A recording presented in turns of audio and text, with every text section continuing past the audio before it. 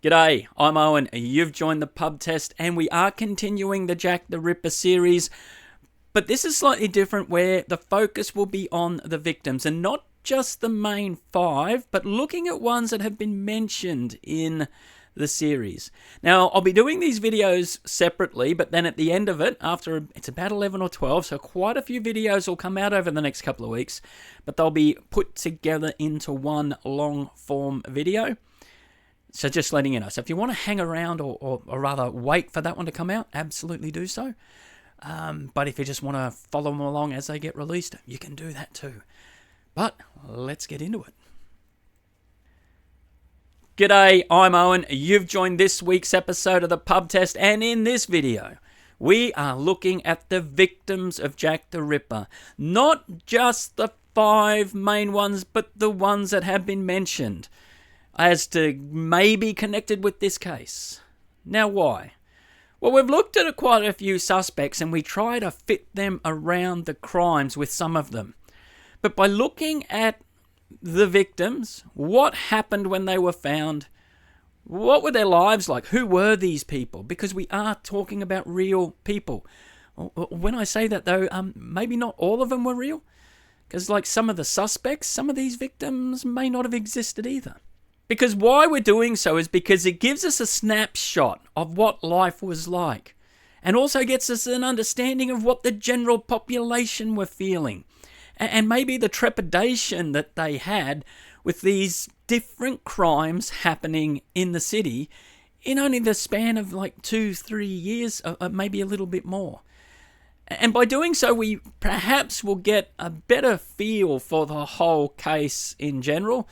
It might open our eyes to seeing, well, perhaps a few of the suspects we've discussed may rise up the list a little.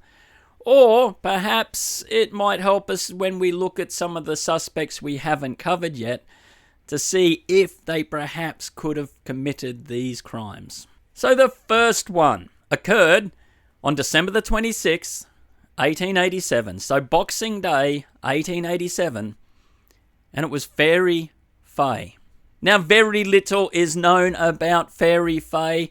So, a historian and a writer as well, and you can still find his books out there, but in around 1950, Terence Robertson mentioned Fairy Fay. Now, he did say, look, I don't know the exact name, but this is the one he was running with. And it described her demise, and it was rather terrible that she had something in her abdomen. And it was a brutal way of being killed.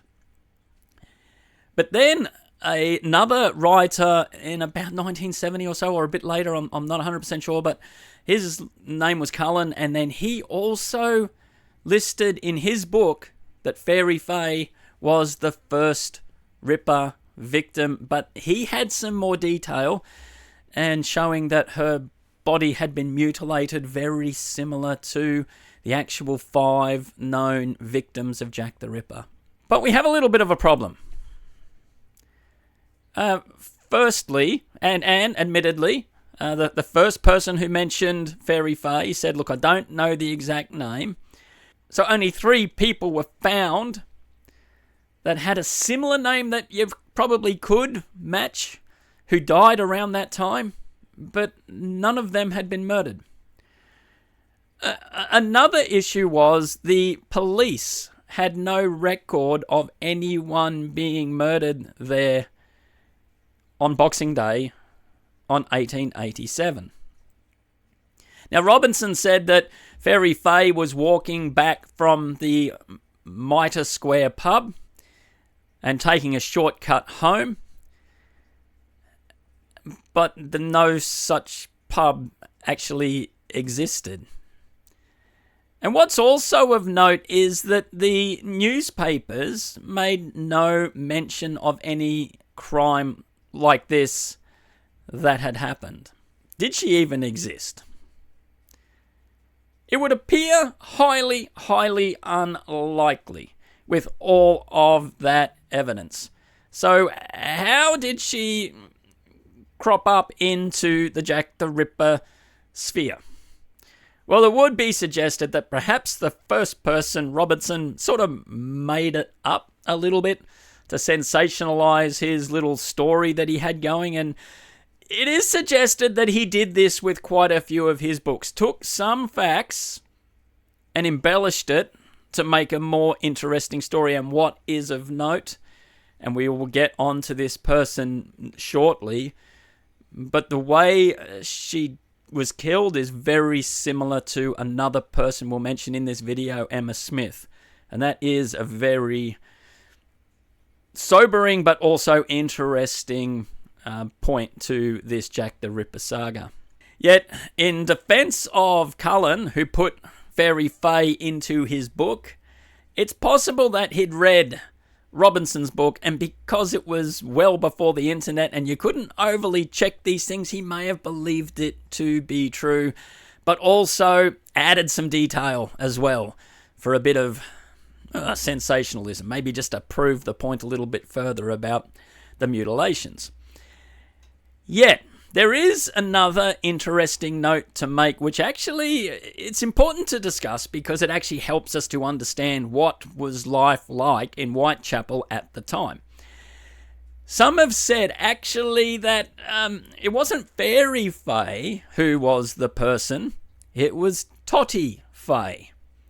And she was quite well known in the Whitechapel area.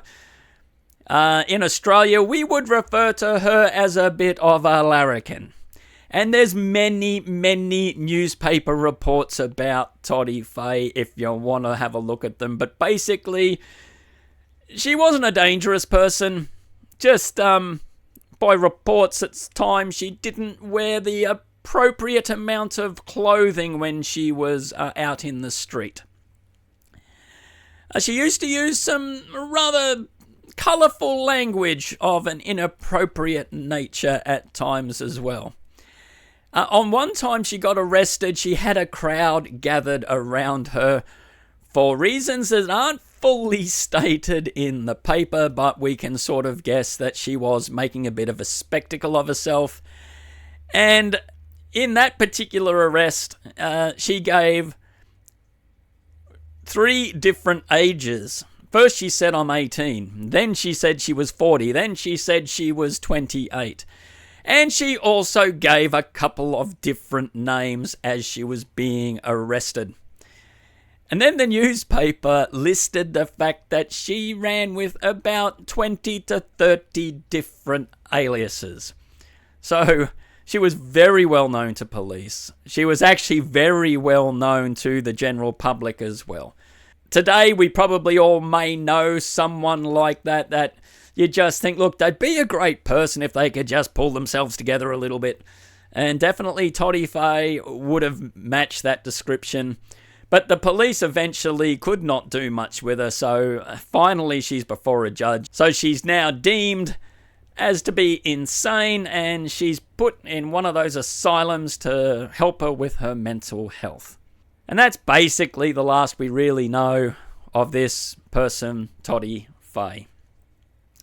Yes, not Fairy Fay. She wasn't murdered.